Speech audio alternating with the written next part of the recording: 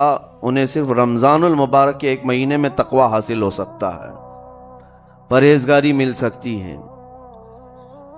یہ شہر طاعات ہے، شہر عبادات ہے۔ شہر کا مطلب مہینہ ہے عربی میں۔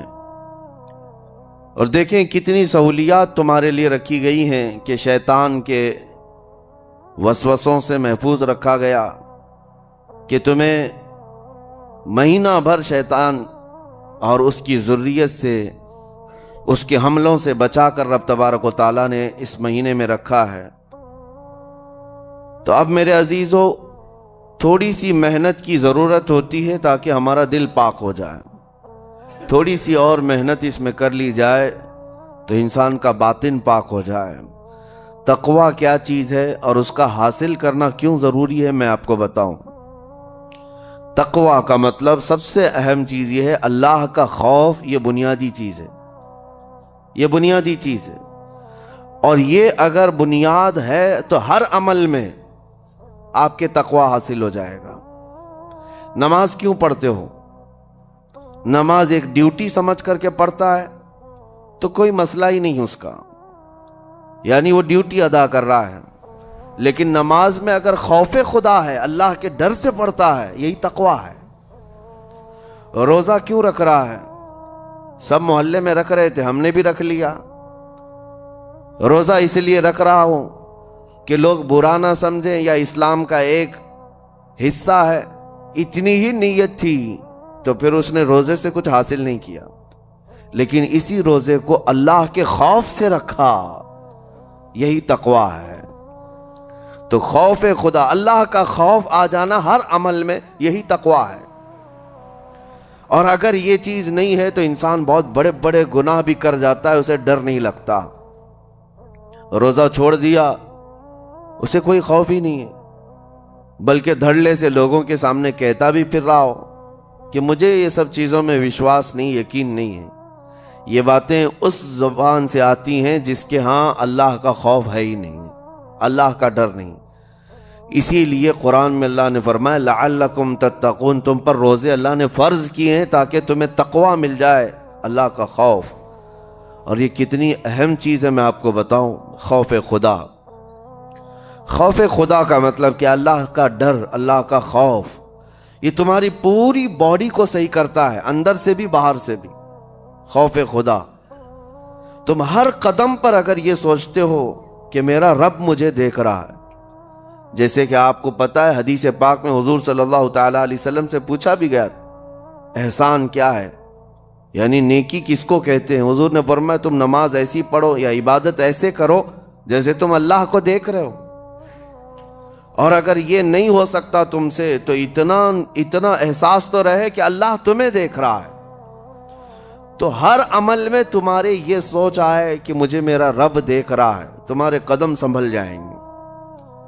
آج آپ مسجد میں بیٹھے ہیں، ادب سے بیٹھے ہیں، حالانکہ ایک آدھے گھنٹے کے بعد جسم کو پھیلنے کی حاجت ہونے لگتی ہے، تھوڑا پیر پھیلا لوں، پیٹھ کو ٹیک دے دوں، نہیں کرتے آپ، اس لیے کہ آپ کو احساس ہے کہ امام صاحب دیکھ رہے ہیں، مفتی صاحب دیکھ رہے ہیں، یا پھر مجمع میں لوگ دیکھ رہے ہیں۔ تو یہاں پر ہمارے دیکھنے کے احساس سے آپ کے پیر نہیں پھیلتے ہیں، آپ پھیل کے نہیں بیٹھتے۔ تو ہم میاں نہ سزا دینے والے نہ جزا دینے والے ہیں۔ یہی احساس اگر اللہ کے دیکھنے کا ہو جائے کہ میرا رب مجھے دیکھ رہا ہے، تو پھر آپ کو کسی نگرانی کی ضرورت نہیں، کہیں کسی CCTV کی ضرورت نہیں۔ اللہ کا خوف اگر بندے کے دل میں آ جائے، وہ ہر لمحے، ہر گھڑی، ہر علاقے میں محفوظ رہتا ہے، اپنے آپ کو محفوظ رکھتا ہے۔ میرے عزیزو، 4 سال کی عمر ہے امام اہل سنت فاضل بریلوی رحمۃ اللہ علیہ، امام محمد رضا خان رحمۃ اللہ علیہ، 4 سال کی عمر میں روزہ رکھ لیا۔ گرمیوں کی شدت تھی، گھرانہ علمی گھرانہ ہے، باپ بھی بڑے عالم دین، دادا بھی بڑے عالم دین ہیں۔ 4 سال کی عمر میں روزہ تو رکھ لیا، اور جب تھوڑی دوپہر ڈھل گئی، اچھوں کی حالت دھوپ کے دنوں میں خراب ہونے لگتی ہے، تو شام ہونے کو قریب تھی کہ ایک کمرے کے اندر दादा मोहतरम ने पोते को बंद कर दिया और कुछ फल फ्रूट सारी चीज़ें अंदर रख करके दरवाज़ा बाहर से बंद कर लिया। कहा बेटा खा लेना, मैं किसी को बताऊंगा नहीं, किसी को नहीं बोलूंगा। 4 साल की उम्र है, तुम्हारा रोज़ा भी रहेगा, खा करके थोड़ा पेट हल्का कर लेना। तो ये दरवाज़ा बंद करके दादा मोहतरम चले गए। काफ़ी देर के बाद दरवाज़ा खुला तो वो फल फ्रूट वैसे के वैसे ही, बच्चा वैसे ही बैठा हुआ है। इमाम अहमद रज़ा रहमतुल्लाह ताला अलैह, 4 साल की उम्र की बात कर रहा हूँ। दादा ने आकर पूछा बेटा खाए नहीं, दरवाज़ा बंद कर लिया था। तो 4 साल की उम्र में मौलाना इमाम अहमद रज़ा कहने लगे खा तो लेता, लेकिन हर घड़ी मेरा मौला तो देख रहा है, जिसके लिए रोजा रखा वो तो देख रहा है। ये है तकवा, ये है खौफ खुदा, कि अगर ये किसी के दिल में बैठ जाए, उसे लोगों को दिखाने की या लोगों के उसे देखने की कोई जरूरत ही नहीं।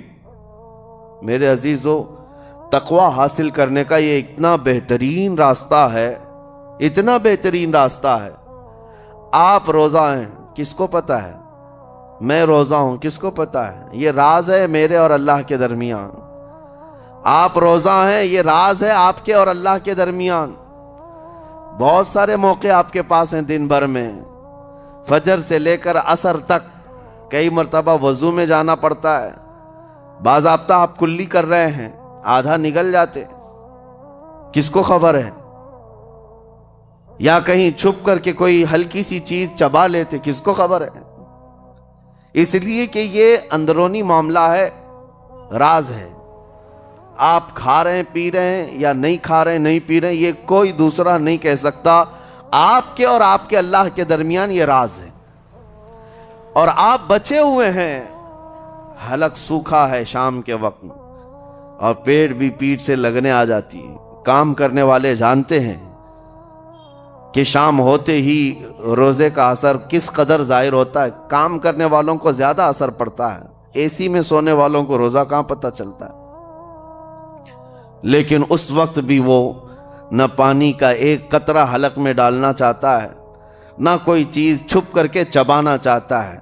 मुझे बताओ मेरे अजीजों, क्यों अपने आप पर ये तकलीफ और अपने आप पर ये ज्यादती कर रहे हो? आपको अंदाजा होता है ये मैं ज्यादती नहीं कर रहा, ना ही अपने आप को तकलीफ में डाल रहा हूं, ये मेरे रब की रजा है, मैं इसी पर कायम हूं। इसीलिए फरमाया गया कि जब इफ्तारी का दस्तरखान बिछता है और पहले ही आकर के लोग बैठते हैं, और ये सुन्नत भी है, ऐसे नहीं कि भागते भागते आप आए, वक्त हुआ, खजूर लिए और खा गए। इफ्तारी के वक्त से थोड़ी देर पहले बैठ जाओ। तुम्हारे दस्तरखान पर नियामतें रखी हुई हैं, फल भी हैं, मेवाजात भी हैं, कुछ खाने पीने की चीजें भी हैं, ठंडा शरबत भी है, देखते हुए बैठे हैं आप, लेकिन हाथ नहीं लगाते हैं। इंतजार है वक्त का कि इधर सूरज के गुरूब होना है और मेरी इफ्तार होनी है। ऐलान सुनते हैं, अजान सुनते हैं, उसके बाद आप उठाते हैं, लेकिन उतनी देर तक आप खामोश बैठे हैं दस्तरखान के पास, सारे लोग देखते रहते। ये वो मंजर है जिसको फरमाया गया रब्बे जुल जलाल भी अपने बंदों को देख रहा है। रब तबारक व तआला भी देख रहा है अपने बंदों को, और सारे फरिश्तों को बुलाकर मेरा मौला ऐलान फरमाता है, ये मेरे बंदे हैं, देखो ये शाम का वक्त है, इनके हलक सूख चुके हैं, इनके पेट में भूख की शिद्दत है और इनके सामने अच्छी नियामतें पड़ी हुई हैं। ऐ फरिश्तों देखो, मेरे इन बंदों में से कोई भी इन नियामतों को हाथ नहीं लगाता, ये सिर्फ और सिर्फ मेरे लिए भूखे और प्यासे हैं। और फरिश्तों से अल्लाह फरमाता है तुम गवाह हो जाओ, इनकी हलक तर होने से पहले इनके लिए मैंने जन्नत लिख दिया। इसीलिए हदीस पाक में है, जब इफ्तार करते मेरे आका सल्लल्लाहु अलैहि वसल्लम यूं इरशाद फरमाते, ज़हब अज़्ज़मउ वबतल्लतिल अरूक़ वसबतिल अज्र इंशाअल्लाह। प्यास बुझ गई, रगें ठंडी हो गई और अजर अल्लाह के हां पक्का हो गया। ये हुजूर पाक हर इफ्तार में अर्ज करते थे। मैं आपको ये अर्ज कर रहा हूं कि ये छुपी हुई चीज, इसी का नाम तकवा है। आप सिर्फ और सिर्फ बचे हैं अल्लाह के खौफ से। अब सुनो हदीस पाक, कयामत के दिन हिसाब व किताब होगा, اور جنت میں جانے کا پروانہ کچھ لوگوں کو مل جائے گا اور سب جنت کی طرف جا رہے ہوں گے۔ اس میں بہت سارے لوگ ہیں جو پل صراط پر چل کر کے جنت پہنچیں گے۔ اب جب کافی لوگ جنت کے دروازے پر پہنچیں گے، ایک جماعت ایسی ہوگی جو پورے راستے میں کہیں نظر نہیں آئی، جنت جانے کے راستے میں کہیں نظر نہیں آئی، لیکن جنت کے دروازے پر وہ پہلے سے موجود تھے، چلے تھے نہیں چلے تھے کسی نے دیکھا ہی نہیں۔ دوسرے جنتی ان سے پوچھتے ہیں اس جماعت سے کہ تم یہاں کیسے پہنچے اور یہ انعام کس بات کا ہے تمہارے لیے؟ تو وہ جنتی کہتے ہیں ہمیں روزے داروں کی جماعت میں رکھا گیا، ہمارے روزے اللہ کو پسند آئے، اور آج رب تبارک و تعالیٰ کا حکم ہوا کہ ساری دنیا سے چھپ کر تم میرے لیے روزہ رکھتے تھے، دنیا کو پتا نہیں تھا تم بھوکے ہو پیاسے ہو، اور اے بندو آج سارے لوگوں کی نظروں سے چھپا کر میں تمہیں جنت پہنچاؤں گا۔ وہ ایک جماعت ایسی ہے جو راستے بھر چلتی ہوئی نظر تو نہیں آئی لیکن جنت میں پہنچ گئی، وہ روزے داروں کی ہے۔ آج یہ تقوی حاصل کرنے کا سب سے بہترین راستہ، اور تقوی کیوں ضروری ہے؟ اب آپ کے روزے سے کچھ حاصل ہوا نہیں ہوا آپ کو دیکھنا بھی ہے، یہ نہیں کہ کیلنڈر کی طرح گنتے جاؤ، 1 ہو گیا، 2 ہو گئے، 3 ہو گئے، ہوتے جائیں گے، یہ دن تو چلتے رہتے ہیں، گنتے گنتے 20 بھی ہو جائیں گے، 25 بھی ہو جائیں گے، 30 بھی ہو جائیں گے۔ روزے گننے کا حکم نہیں، اپنے آپ کو سرچ کرو پھر تھوڑی سی ورزش کرنے کے بعد بندہ ویٹ تول کر کے دیکھتا ہے کم ہوا گھٹا ہے کہ بڑا، ہر دن دیکھتا رہتا ہے۔ ہاں، ورزش کرنے کے بعد پھر ناپ کر کے دیکھتا ہے میرے جسم کا وزن کتنا گھٹا کتنا بڑا۔ ویٹ گین کرنے والے ویٹ لاس کرنے والے دونوں بھی برابر چیک کرتے رہتے ہیں۔ روزہ رکھنے کے بعد تمہیں خود کو بھی چیک کرنا چاہیے کہ میرے اندر اب تبدیلی آئی یا نہیں آئی۔ ایک روزہ رکھا اور پھر رات کو تراویح میں کھڑا ہوا، میرے اندر بدلاؤ کتنا ہے؟ کیا اب اللہ کی آیات قرآن کی سنتا ہوں میرے آنکھوں سے آنسو آ جاتے ہیں؟ اگر آ گئے ہیں تو اس کا مطلب ہے کہ دل نرم ہو گیا، اس روزے نے اثر دکھانا شروع کیا، اور پھر ویسی کا ویسا ہے، تو اس کا مطلب ہے کہ آپ کے روزے سے آپ کو تقوی نہیں مل رہا ہے، آپ کو تقوی نہیں مل رہا۔ خوف خدا جب آتا ہے تو انسان کا دل موم ہو جاتا، نرم ہو جاتا ہے، اور اللہ کے عذابات سے، جہنم کے خوف سے، قبر کی سختیوں سے وہ رو پڑتا ہے، اس کی آنکھیں بہنے لگ جاتی ہیں، اور جب دل سخت ہوتا ہے پتھر کی طرح تو اسے نہ اللہ کی آیتیں رلاتی ہیں نہ آخرت کا تصور اسے ہلاتا ہے۔ اسی لیے قیامت کے دن کے بارے میں آپ کو بتاؤں، نبی پاک صلی اللہ تعالی علیہ وسلم کی امت کی طرف جہنم کی آگ شعلے لپکاتے ہوئے بڑھتی آ رہی ہوگی بہت تیزی سے، قریب ہے کہ وہ جہنم کی آگ سب کو اپنے لپیٹ میں لے لیں۔ وہاں کھڑے ہوئے بہت سارے لوگ اپنے اپنے اعمال کا صدقہ پیش کرنے لگے، حاجی اپنے حج پیش کر رہے ہیں، نمازی اپنے نماز، روزے دار اپنے روزے، کہ جہنم ہماری یہ نیکیوں کا صدقہ رک جا۔ جہنم کی آگ بڑھتی چلی آئی، بڑھ رہی تھی۔ جبرائیل امین علیہ الصلاۃ والتسلیم حاضر ہوتے ہیں بارگاہ مصطفیٰ صلی اللہ علیہ وسلم میں، ایک پانی کا پیالہ انہوں نے پیش کیا اور کہا یا رسول اللہ صلی اللہ علیہ وسلم یہ پانی آپ اس آگ پر چھڑک دیں۔ نبی پاک صلی اللہ تعالی علیہ وسلم نے وہ پانی اس آگ کی طرف پھینکا تو آگ دور چلی گئی، جو جہنم کی آگ اچانک بجھ گئی، کافی دور چلی گئی جو امت کی طرف لپک رہی تھی۔ رسول رحمت صلی اللہ تعالی علیہ وسلم نے پوچھا جبرائیل سے یہ اتنا اثردار پانی ہے کون سا؟ یہ جبرائیل امین عرض کرتے ہیں یا رسول اللہ یہ آپ کے ان امتیوں کے آنسوؤں کا پانی ہے جو رات کھڑے ہو کر اپنے رب کے خوف سے رویا کرتے تھے، وہ اللہ کے خوف سے تھر تھراتے تھے، ڈر کر کے ان کے آنکھوں سے جو آنسو آتے۔ جبرائیل امین کہتے ہیں میں نے وہ آنسو جمع کر رکھے تھے اور وہ آج میں نے آپ کے سامنے پیش کیا۔ ایک آنسو کا قطرہ جہنم کی آگ بجھانے کے لیے کافی ہے۔ موتی سمجھ کے شان کریمی نے چن لیے قطرے جو گرے تھے عرق انفعال کے۔ عزیزان گرامی وقار، یہی وہ تقوی ہے، یہی وہ خوف خدا ہے جس کے متعلق اللہ قرآن میں فرماتا ہے لعلکم تتقون، تاکہ تمہیں تقوی مل جائے، اسی لیے روزے رکھے گئے ہیں، روزے فرض کیے گئے ہیں۔ تمہارا دل اگر سخت کا سخت ہی رہ گیا تو روزے اثر نہیں کر رہے ہیں، روزے اثر نہیں کر رہے۔ اور ظاہر سی بات ہے کاموں میں برکت نیت سے ہوتی ہے، کسی بھی عمل میں برکت اچھی نیت سے ہوتی ہے۔ اگر کوئی روزہ اس لیے رکھ رہا ہے، جیسے بہت سارے فائدے گنائے جاتے ہیں نا، روزہ رکھنے سے کینسر نہیں ہوتا، روزہ رکھنے سے جسم کے فاسد مادے ختم ہو جاتے ہیں، نکل جاتے ہیں، ڈاکٹرز بھی مشورہ دیتے ہیں مہینے میں ایک مرتبہ، ہفتے میں ایک مرتبہ باڈی کو فری چھوڑنا چاہیے۔ تو یہ تو جسمانی فائدے تو رکھے گئے ہیں، لیکن اگر تم روزہ اس نیت سے رکھ رہے ہو کہ میری باڈی صحیح ہوتی رہے، تو گویا کہ تم تو اپنی دنیاوی غرض سے روزہ رکھ رہے تھے۔ یہ فائدے تو ملنا ہی ملنا ہے، یہ فائدے یوں بھی ملیں گے اللہ تعالیٰ کی طرف سے آپ کو، لیکن نیت وہ نہیں۔ روزہ رکھنے کی نیت یہ ہو کہ میرا رب مجھ سے راضی ہو جائے اور مجھے رب تبارک و تعالیٰ کا خوف اور تقوی حاصل ہو جائے۔ نیت میں برکت ہے، اور جن کاموں کو آپ اچھی نیت سے کریں گے اسی طرح ان کاموں میں اثر بھی پیدا ہوگا۔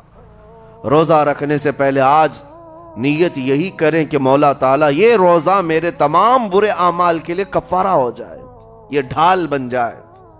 جانتے ہیں آپ اپنے نفس امارہ کو روکنے کا سب سے بہترین آلہ بھوک ہے، بھوک۔ جتنا آدمی بھوک کے ذریعے سے اپنے نفس کو مار سکتا ہے دوسری کوئی چیز نہیں۔ آپ دیکھیں اس رمضان المبارک میں بہت ساری حلال چیزیں آپ کو حرام کر دی گئی ہیں، یعنی سحری سے لے کر افطاری تک۔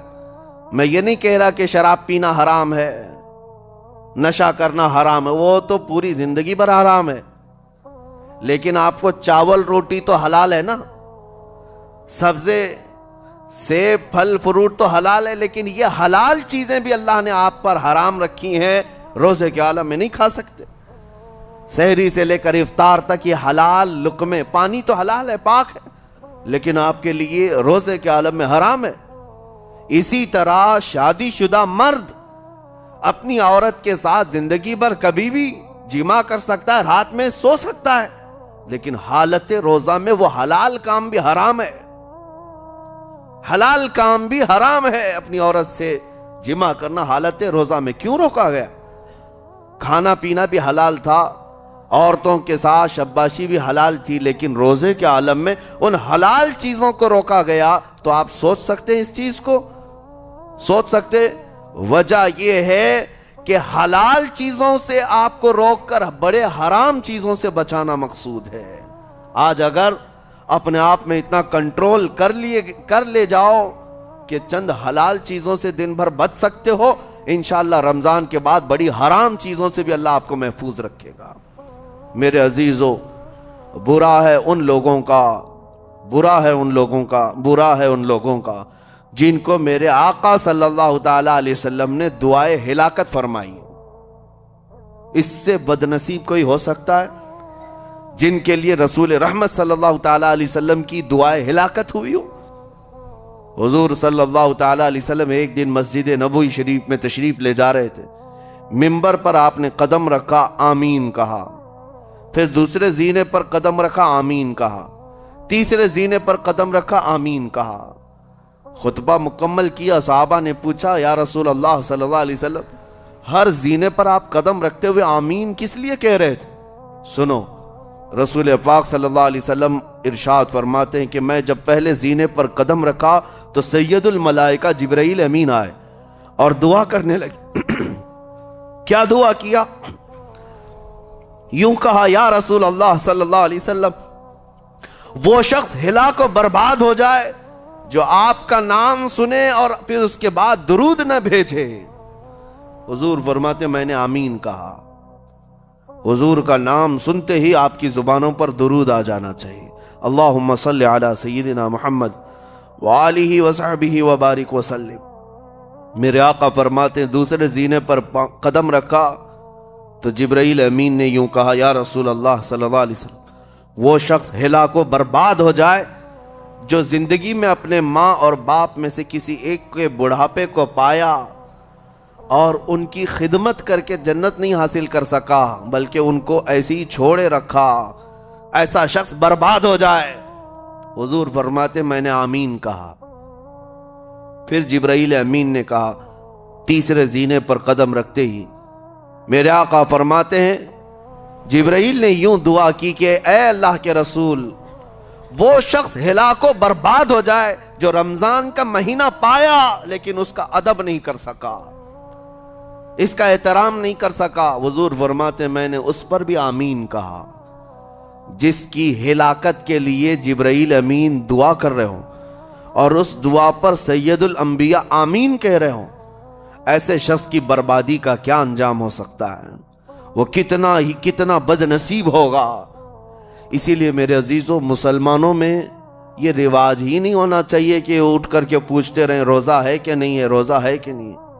مسلمان ہے تو روزہ ہے، اور یہ کوئی آپشنلی عبادت نہیں ہے کہ 4 رکھ لیا 2 نہیں رکھا، آپشنلی نہیں، یہ فرض عین ہے۔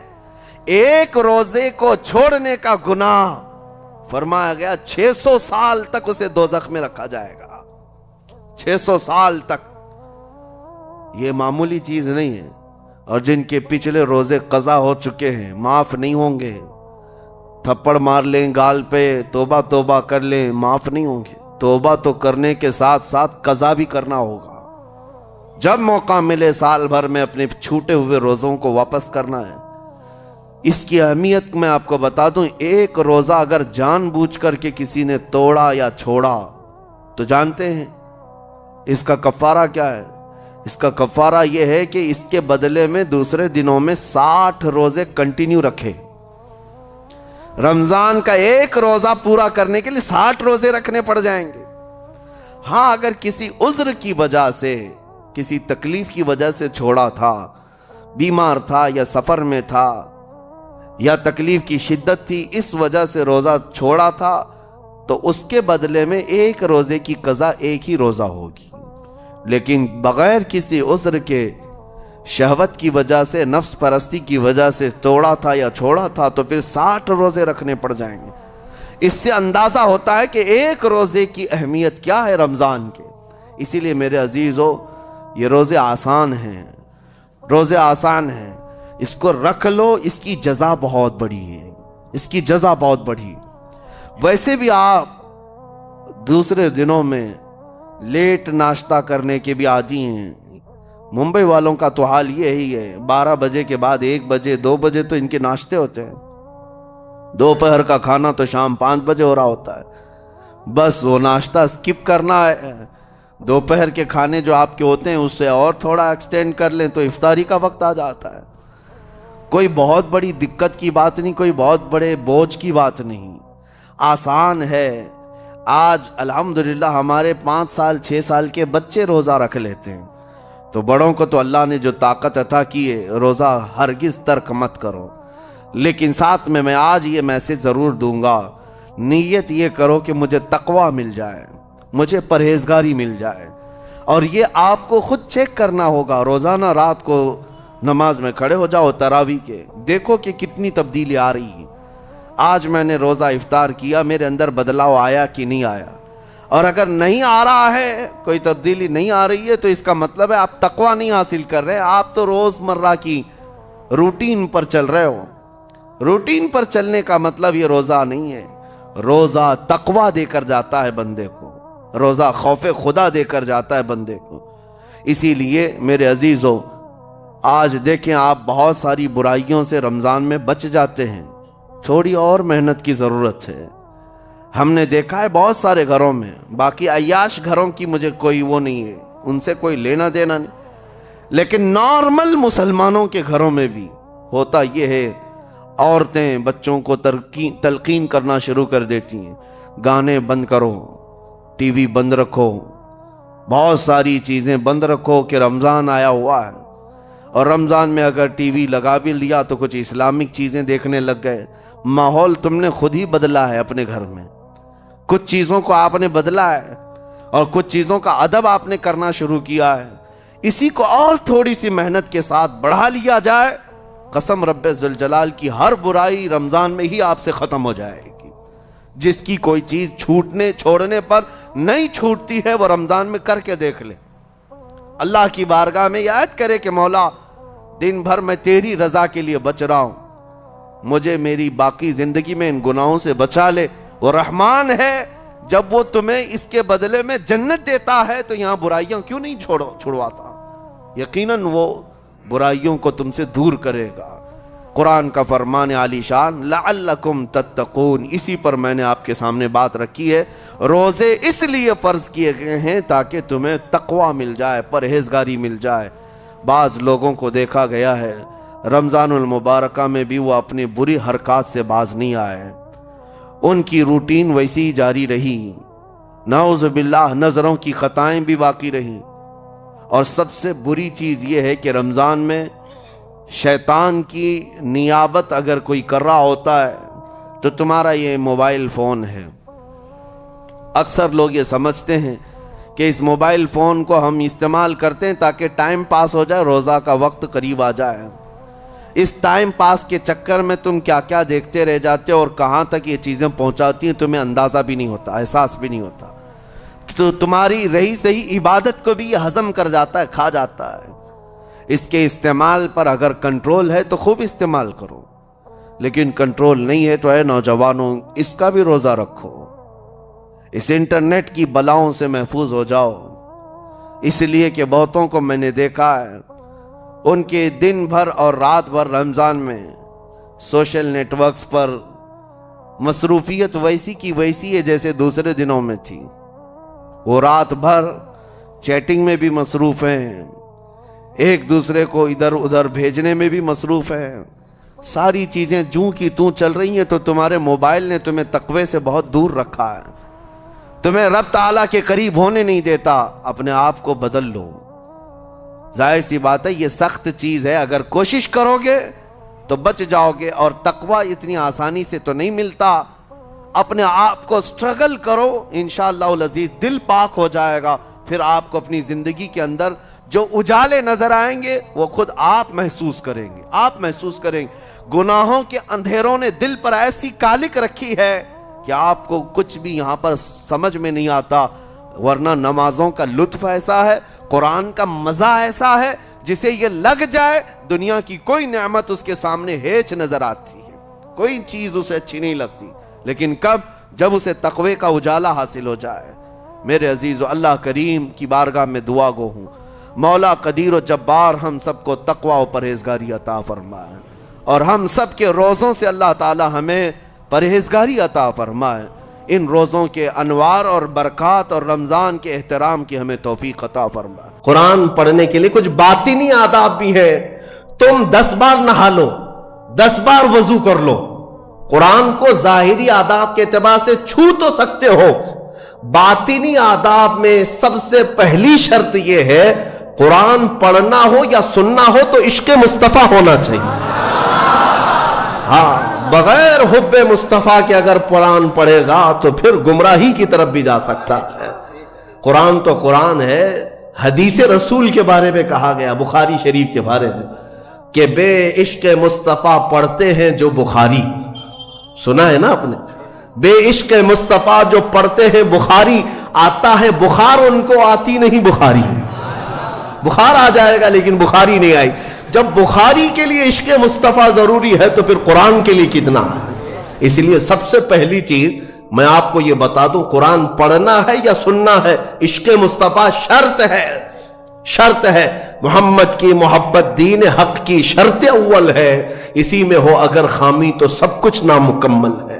कुरान की एक आयत सुना होगा ना आपने, लक़द जाअकुम मिनल्लाहि नूर, क़द जाअकुम मिनल्लाहि नूरुन व किताबुम मुबीन, मशहूर आयत है। अल्लाह फरमाता है बेशक बेशक अल्लाह की तरफ से एक रोशन किताब, क़द जाअकुम मिनल्लाहि नूरुन व किताबुम मुबीन, बेशक अल्लाह की तरफ से एक नूर आया और एक रोशन किताब। एक नूर आया और एक روشن کتاب. توجہ چاہتا ہوں, کیا چیزیں آئی اللہ کی طرف سے؟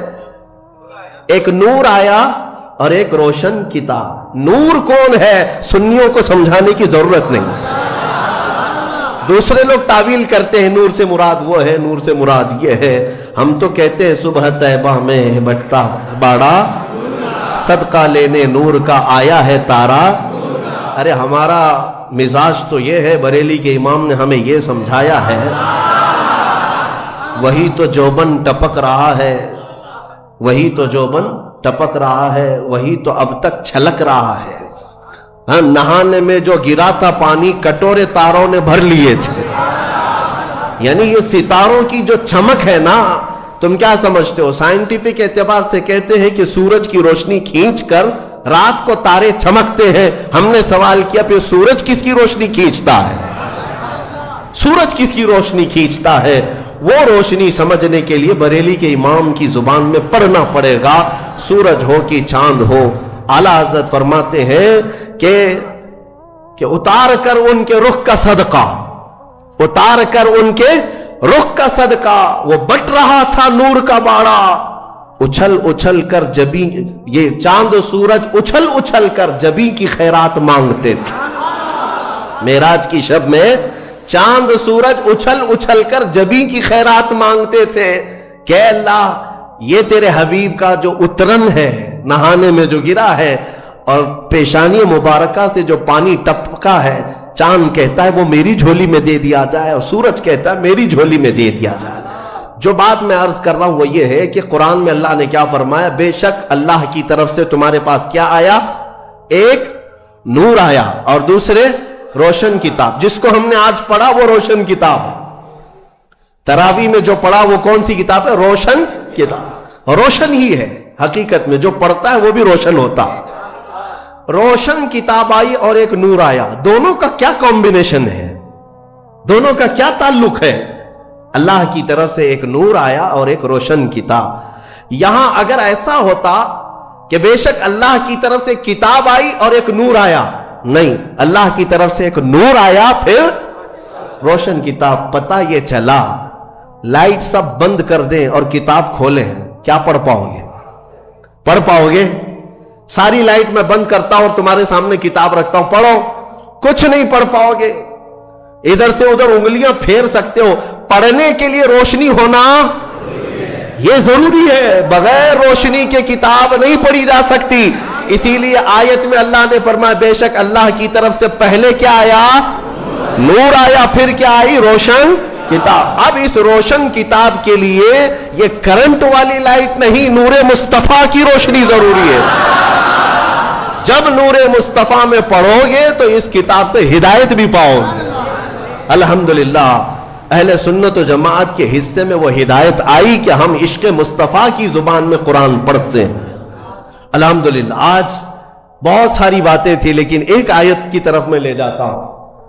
کچھ لوگوں کو قرآن سے ایسی ایسی چیزیں نکالنے کی عادت ہے کہ کہیں حضور کی شان میں کچھ کمی نظر آ جائے, کہ حضور پاک صلی اللہ علیہ وسلم کو یہ نہیں تھا, وہ نہیں تھا, ان کو وہی چیزیں ملتی ہیں. حالانکہ قرآن کا مفہوم وہ نہیں ہے, سمجھ کا ان کے قصور ہے. عربی سے نابلد ہے, ناآشنا ہے, کچھ بھی اٹکل پچھو مار کے ترجمے میں گمراہ ہو جاتے ہیں. لیکن قرآن نے آداب سکھائے. توجہ چاہتا ہوں. آج ہم نے ایک آیت پڑھی ہے سورہ بقرہ میں. اللہ تعالیٰ فرماتا ہے یا ایھا الذین آمنوا لا تقولوا راعنا وقولوا انظرنا واسمعوا وللکافرین عذاب الیم. اے ایمان والو راعنا مت کہو, راعنا مت کہو. کیا مطلب ہے اس کا؟ تھوڑا سا عربی میں سمجھا دوں. ہوتا یہ تھا کہ رسول پاک صلی اللہ علیہ وسلم جب مجلس میں صحابہ کو درس دیتے, کوئی بات اگر کسی صحابی کو سمجھ میں نہ آتی تو وہ یوں کہتے راعینا یا رسول اللہ. آپ کہتے نا پارڈن می, پارڈن می. ایک ٹیچر کو کہا جاتا ہے کہ دوبارہ ارشاد, دوبارہ ارشاد. کیوں؟ کہ آپ دوبارہ بیان فرمائیں تاکہ میں اور سمجھ سکوں. تو صحابہ کیا کہتے تھے؟ راعینا یا رسول اللہ, اے اللہ, اے رسول اللہ ہماری رعایت کر دیجئے تھوڑی سی, یعنی ہم جلد نہیں سمجھ پائے, اور ایک بار بیان کر دیجئے. لیکن اسی زمانے میں راعینا صحابہ کس نیت سے کہتے تھے؟ اے اللہ کے رسول ہماری رعایت کیجیے. اسی زمانے میں یہودیوں کی زبان میں راعینا کا ترجمہ غلط تھا. راعینا کا مطلب ہوتا تھا ہمارا چرواہا، ہمارا چرواہا. تو ہوتا یہ تھا کہ صحابہ کہتے تھے راعینا یا رسول اللہ، ہماری رعایت کر دیجئے اے اللہ کے رسول. یہودی جو سنتے تھے تو مذاق اڑاتے تھے. دیکھو مسلمانوں کو اپنے ہی نبی کو اپنا چرواہا کہتے ہیں، اپنے ہی نبی کو اپنا چرواہا کہتے ہیں. وہ ٹھٹا مار کر کے ہنستے تھے، مذاق اڑاتے تھے. لیکن مجھے بتاؤ میرے عزیزو، کسی صحابی کے دل میں یہ نیت تھی؟ ان کے خواب و خیال میں بھی یہ گمان نہیں کہ ہم حضور کے بارے میں ایسا سوچیں. لیکن وہ اپنی زبان میں کہہ رہے تھے. لیکن دیکھیں قانون خداوندی کو، اللہ نے اس لفظ کو بھی منع کر دیا جس کا معنی کسی بھی زبان میں الگ آ سکتا ہو. وہ جملہ میرے نبی کی شان میں بولا ہی نہ جائے، بولا ہی نہ جائے. اور عام لوگوں کو نہیں، امت میں اگر سب سے اچھے لوگ کوئی تھے تو رسول کے صحابہ تھے. ان کو اللہ نے تنبیہ کرتے ہوئے فرمایا اے ایمان والو، آج کے بعد سے راعینا نہ کہو. جب اگر دوبارہ کہنے کی بات آئے حضور کی بارگاہ میں تو کیا کہو؟ اللہ نے وہ بھی سکھایا. کہو وقول انظرنا، یوں کہو نظر کرم فرمائی. اللہ نظر کرم فرمائیے. ایسا لفظ استعمال کرو نبی کی بارگاہ میں جس کا کوئی بھی کوڑھی دوسرا ترجمہ کر بھی نہ سکے. کوئی بھی دل کے کوڑ والا مریض جو گستاخ ہے، بغض رکھتا ہے، عداوت رکھتا ہے، وہ ایسا تصور بھی نہ لا سکے. عزیزان گرامی، صحابہ کو جب یہ تنبیہ کر دی گئی تھی، اب ہمارا اور تمہارا حال کیا ہے؟ بعض ایسے لوگ ہیں جو نبی پاک صلی اللہ تعالی علیہ وسلم کے لیے، حضور پاک صلی اللہ تعالی علیہ وسلم کے لیے الفاظ کی ہیرا پھیری کے ساتھ وہ شان رسالت میں تنقیص کرنے کو اور گستاخی کرنے کو یہ سمجھتے ہیں کہ ہم بہت پڑھے لکھے لوگ ہیں، ہم بہت ایجوکیٹڈ لوگ. صحابہ کو جب یہ تنبیہ کر دی گئی کہ آپ راعینا نہیں کہیں گے آج کے بعد، اور اتنا ہی نہیں بلکہ آگے یہ بھی تنبیہ کر دیا رب تعالیٰ نے وَقُولُوا انظُرْنَا وَاسْمَعُوا. یہ کہنے کی ضرورت بھی کیوں آئے گی؟ غور سے سنا کرو. جب نبی بیان کرے تو غور سے سنا کرو. صحابہ کو اتنی تنبیہ ہے. دوسری آیتیں ہیں سورہ حجرات کی، وہ پڑھیں گے تو عش کر جائیں آپ. مولا فرماتا ہے لا ترفعوا اصواتکم فوق صوت النبی، تم میں سے کوئی بلند آواز سے نبی کی بارگاہ میں بات بھی نہ کرے. صحابہ کو کہا گیا. یہ بھی آیت کس کے لیے اتری تھی؟ ایک صحابی تھے جن کو سنائی کم دیتا تھا، حضرت قیس. کم سنائی جس کو دیتا ہے نا وہ بلند آواز سے بات کرتا ہے. تجربہ معلوم ہوگا آپ کو، جس کو کم سنائی دیتا ہے وہ اونچا بولتا ہے. اس صحابی کی عادت تھی، وہ زور سے کہتے تھے یا رسول اللہ آپ نے کیا کہا؟ مولا کو یہ بھی پسند نہیں تھا. عتاب نازل فرمایا کہ اگر تم نے بلند آواز سے بات کی میرے نبی کے دربار میں، جتنے اعمال تھے اب کے سب ضائع ہو گئے، سب ختم ہو گئے. ان تحبط اعمالکم وانتم لا تشعرون. تمہیں گمان بھی نہیں ہوگا، تمہیں پتہ بھی نہیں چلے گا، سارے اعمال ضائع کر دیے جائیں گے. اور ایک ادب میں بتاؤں، میرے گھر میں اگر میں آرام کر رہا ہوں، آپ آئیں گے بلانے کے لیے، کیا کریں گے؟ گھر کے باہر سے آپ بیل ہوگی بجائیں گے، دروازے کو دستک دیں گے، یا میرے نام سے پکاریں گے ہے کیا اندر سو رہے ہیں، کیا کر رہے ہیں؟ پکاریں گے نا. یہی تو ہے، طریقے یہی ہیں پکارنے کے. لیکن بارگاہ رسول کے آداب بھی قرآن میں آئے ہیں. صحابہ جب گھر پر جائیں رسول کے، کیا کریں؟ وہ اللہ کے رسول کے گھر کے باہر جانا ہو، دستک دیں، پکاریں، کیا کریں؟ اللہ تعالیٰ فرماتا ہے ان الذین ینادونک من وراء الحجرات اکثرهم لا یعقلون. اللہ رب فرماتا ہے وہ لوگ بے شک جو نبی کے حجرے کے باہر کھڑے ہو کر کے نبی کو پکارتے ہیں، ان میں سے اکثر لوگ عقل والے نہیں ہیں.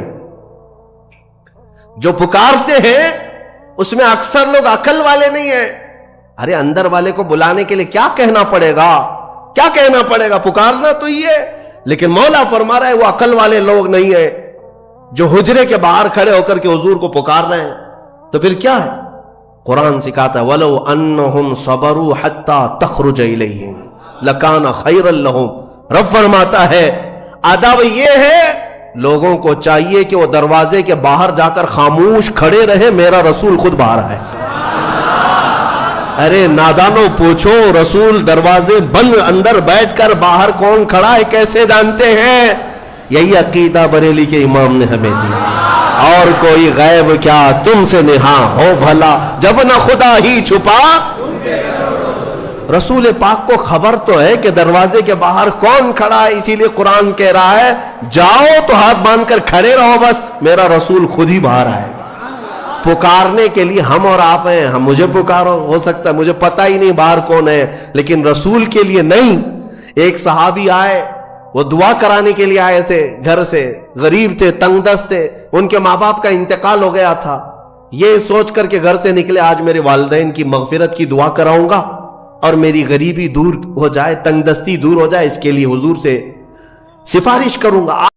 अस्सलामु अलैकुम दोस्तों, उम्मीद करता हूँ कि आप सभी हजरात को मुफ्ती सलमान अजहरी के बयान अच्छा लगा होगा। अगर अच्छा लगा है तो हमारे चैनल को कर देना सब्सक्राइब और वीडियो कर देना लाइक। मिलते हैं नेक्स्ट वीडियो में। खुदा हाफिज।